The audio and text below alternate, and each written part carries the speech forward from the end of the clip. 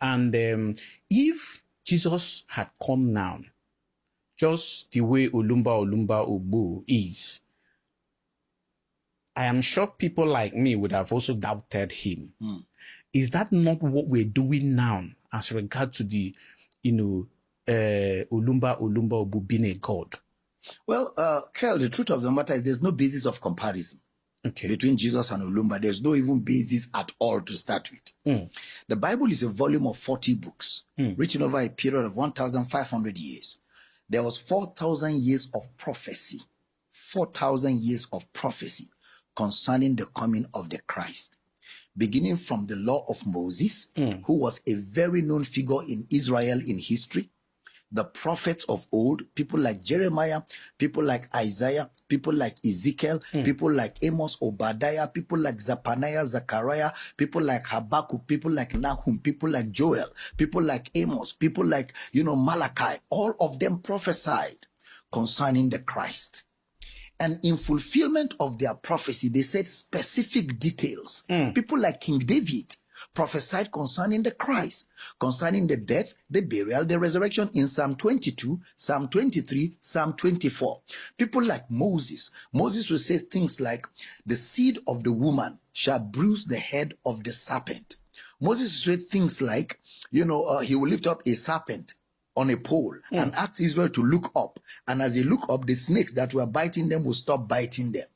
Jesus shows up and you say, as Moses lifted up the serpent in the wilderness, so shall the Son of Man be lifted up. Meaning, I was the one Moses was talking about thousands of years ago. And my lifting up will be the end of the serpent, which is Satan, destroying mankind. And the lifting up meaning to give up, to die. He will say, I am that serpent in typology that Moses was talking about. And it won't be long. He is also crucified. He dies. On the third day, he rises. And watch this. David will say things like, Eloi, Eloi, lama sabachthani. My God, why hast thou forsaken me? A prophecy concerning what Christ will say thousands of years later. Jesus is on the cross and repeats the same words.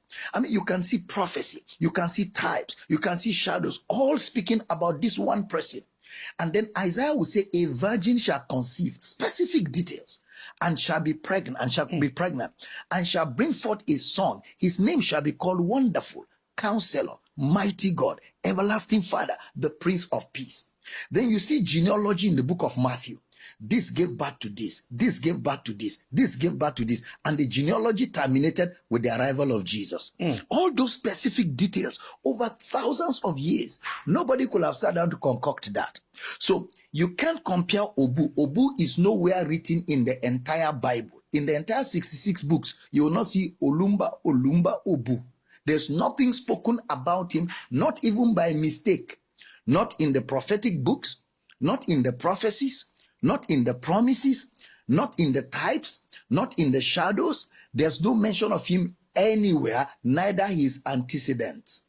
All you will see in the entire Bible is the Christ, his mission, his descent into humanity, his incarnation, his death, his burial, his resurrection, his salvation for man. And all that is well articulated from one prophet to another prophet to another prophet. The evidence is overwhelming.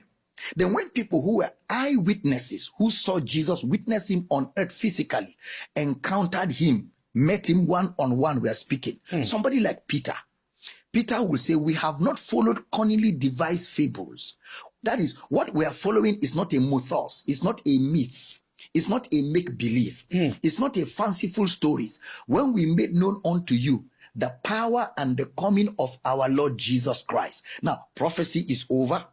Types and shadows are over. Promises are over. Eyewitnesses begin to act.